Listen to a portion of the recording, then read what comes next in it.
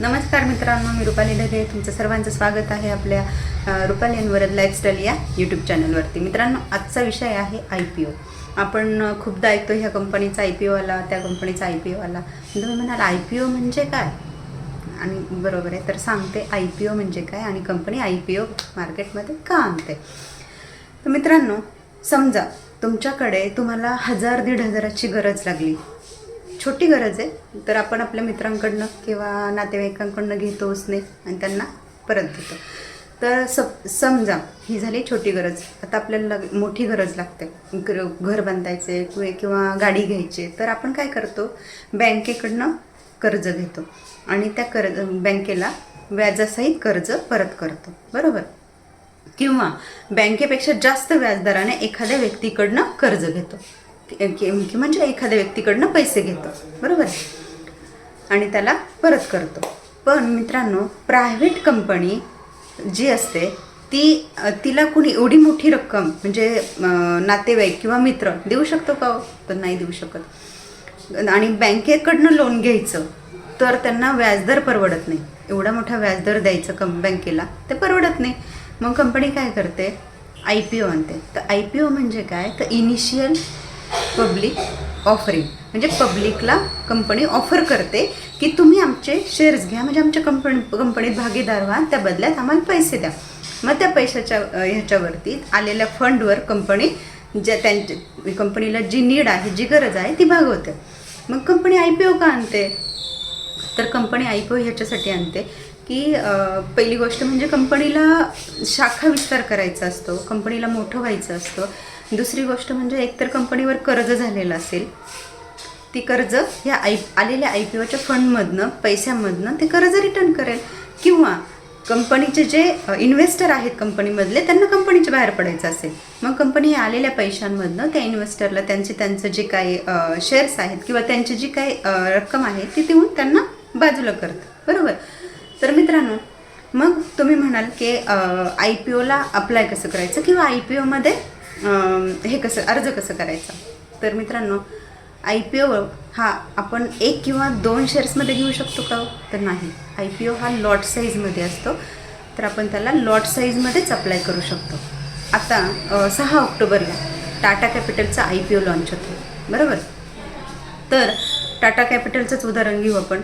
त्याची lot size आहे 46 रुपये, म्हणजे 46 आहे, 46 रुपये नाही, 46 म्हणजे एका लॉटमध्ये 46 शेअर्स तुम्हाला मिळतात. आणि त्याची किंमत म्हणजे 310 ते 325, 326 ह्या दरम्यान आहे, बरोबर.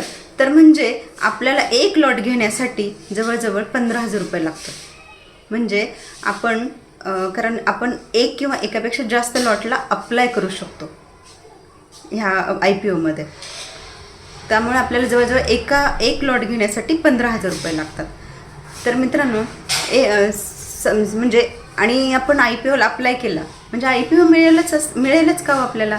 तर असं नाही. IPO मिळेलच असं होत नाही, कारण IPO हा लॉटरी पद्धतीने असतो. तर का लॉटरी पद्धतीने का असतो? कारण कसं असतं, म्हणजे सपोज कंपनीने मार्केटमध्ये विक्रीसाठी 10,000 शेअर्स ओपन केले, तर त्या कंपनीकडे जवळजवळ 20,000 ग्राहकांचे अर्ज आले. 20,000 ग्राहकांचे अर्ज आले, तर त्या लॉटरी पद्धतीतनं सगळ्यांनाच IPO मिळेल का? तर असं होत नाही. त्यासाठी लॉटरी पद्धतीतनं ही शेअर्स ह्यांना ग्राहकांना दिले जातात, बरोबर. म्हणून ही लॉटरी पद्धत असते. तर मित्रांनो, कोणताही नवीन IPO जेव्हा मार्केटमध्ये येतो तो फक्त 2 ते 3 दिवस ओपन असतो ग्राहकांसाठी. 2 ते 3 दिवस ओपन असतो. त्यानंतर 9 ते 12 दिवसांनी तो BSE किंवा NSEला लिस्टेड होतो, बरोबर. BSE किंवा NSEला लिस्टेड होतो. आणि एकदा का IPO BSE किंवा NSEला लिस्टेड झाला तर तो कोणीही त्याचे शेअर्स बाय करू शकतं. मग 1-2 ह्याप्रमाणे कुणीही खरेदी करू शकतं. आता तुम्ही म्हणाल, मग तो लिस्टेड झाल्यावर खरेदी करायचाच आहे, आत्ता कशाला IPO घ्यायचा, बरोबर. तर मित्रांनो, तो लिस्टेड झाल्यानंतर म्हणजे जेव्हा 9 ते म्हणजे जे आत्ता मी सांगितलं 9 ते 12 दिवसांनी जेव्हा तो लिस्ट होतो NSEमध्ये, तेव्हा तो आपण जेव्हा IPO घेतो तेव्हा तो आपल्याला कमीत कमी 326 म्हणजे ह्या दरम्यान किमतीला पडतो. म्हणजे एक लॉट घ्यायला 15,000 रुपये लागतात. तर तिथे ओपन झाल्या तो कदाचित 500 ते 550ला ओपन होईल. म्हणजे ह्या दरम्यान तुम्हाला किती हजाराचा फायदा होणार आहे? जवळजवळ 10 ते 12 हजाराचा फायदा होणार की नाही? मग म्हणून IPO बाय करायचं, म्हणून IPOला अप्लाय करायचं आणि IPO घ्यायचा की जेणेकरून आपल्याला त्याचा फायदा होतो. बरोबर. तर मित्रांनो, कशी वाटली तुम्हाला माहिती? नक्की कमेंट करून सांगा. तुमचे काही प्रश्न असतील तर विचारा कमेंट बॉक्समध्ये आणि मी त्याची नक्कीच उत्तरं द्यायचा प्रयत्न करेल. आवडलं असल्यास लाईक करा, शेअर करा आणि सबस्क्राईब करायला विसरू नका. धन्यवाद.